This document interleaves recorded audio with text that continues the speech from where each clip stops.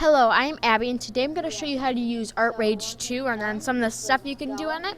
First, I'm going to show you the paintbrush. You can make the paintbrush smaller by clicking the minus sign or bigger by the plus sign. One of the cool things about this website is, though, when you use this paint over here, which you could change to any color and darken or lighten, is that when you use it, it'll eventually wear out, and then you have to click again. It mixes and it gives those paintbrush lines, so it's almost exactly like paint. Another thing is you can turn on the.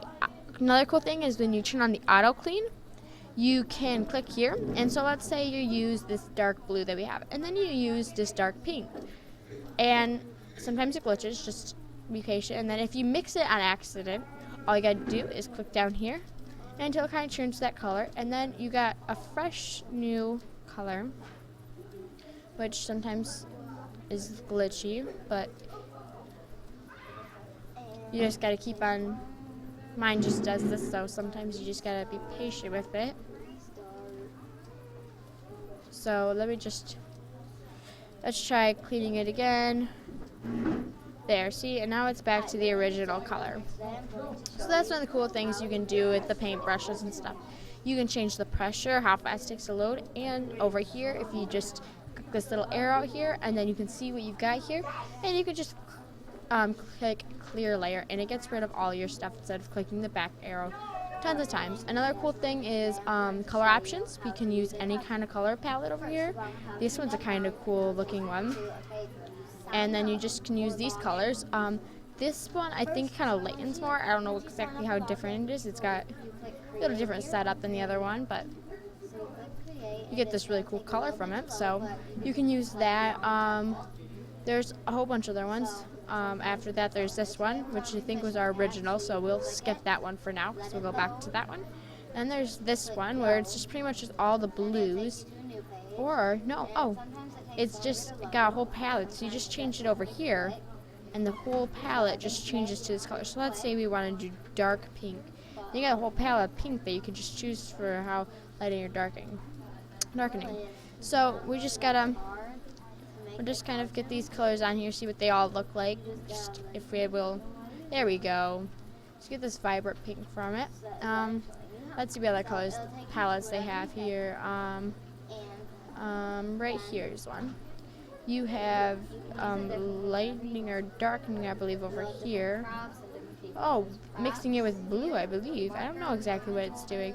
Let's try green. Oh, you can darkening and lighting it over here, kind of getting it mixed with blue almost, I think. So we'll just get it dark down here, so it's like a vibrant green, kind of like the vibrant colors. So you got like all these very bright colors. Which one? We'll go down to this one, which then you can change to like here, and we'll get maybe a dark red. That'll be cool. Alright. Let's see. Let's just go with this one real quick. Just something to choose real quick. And so then we'll just use this one right here. Nice, very bright colors. And then our last but not least, you have this one, which I think is then mixing with red. I almost don't know how this exactly works, but very cool stuff. So when we're done with that, we'll just, now that we see all the layers, we'll just clear this whole layer. There is a scraper, which I will show you how to use after I change my palette back to the original, which is the second one on here, not that one. Right here. So you keep it on the paintbrush, and we're just gonna start with a red maybe, and darken it. And then once you do this color, which you can actually tap like this, and you get that kind of like brush effect. But then once you, sometimes you have to change by clicking to make sure that the color is right. Or, how do I get to green? Well, let's just use this one then. So then you use this color, and you can scrape it with this scrapey thing, and it kind of like smears it. See, and then you get it way out here, which is really cool effect, which is really cool to do painting stuff some once in a while. Now that you've seen that, we'll clear that layer too. You can do pencil marks, which sometimes you can't see unless you do really big, which I think you can go up to 100, which isn't that big, but you know, it's a pencil, so sometimes you have to darken it. We'll just do it down there. But that is a pencil, and then there's a crayon. Oh, sometimes you gotta put pressure higher. You just gotta watch that. If it's too low, then it doesn't even show up. So now you got a crayon there. You have an eraser that you can make bigger and stuff, and then you just erase like that. So you can erase it, get rid of it like this, back arrow, or clear layer. You can make the palette bigger. And so then when you do that, then you have all these big, now you have your paintbrushes even bigger. Or you can, which is at 300, or you can bring it down, and then you have a really tiny palette. So I like to keep it at 100. That's probably the best way to keep it at. Best number.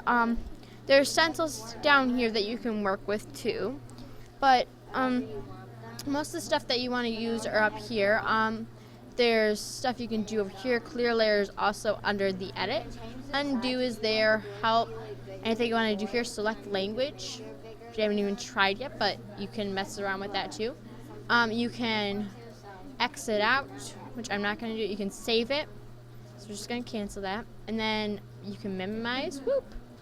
We'll just bring that back up. Just click down here. But you can do all sorts of stuff with that. Some of the other things that you can do, when I did one of my finished products that I did on here is I made a sunset, and if you just want to see the rest of it, you just right click and that gets rid of it. And so I use mostly the paintbrush and different sizes of it and swirls and scraper over here to make it go up and stuff. So that's one of the finished products that sometimes you can do. And there's a lot of cool stuff on here though, but when you smear, I love it because now you get this really cool color that you can mix together with a whole bunch of other stuff. So there's a lot of mixing stuff you can do. It's just like real paint.